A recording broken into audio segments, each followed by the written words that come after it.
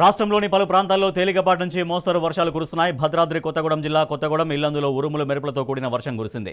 మణుగూరు, పాలవంచ, ములకలపల్లి, బూర్గంపాడు మండలాల్లో మోస్తరు వర్షం కురవగా భద్రాచలంలో చిరుజల్లులు కురిశాయి. మహబూబాబాద్ జిల్లా బయ్యారంలో చిరుజల్లులు కురవగా నెల్లికుదురు, కేసముద్రం, మహబూబాబాద్, ఇనుగుర్తి మండలాల్లో వర్షం కురిసింది.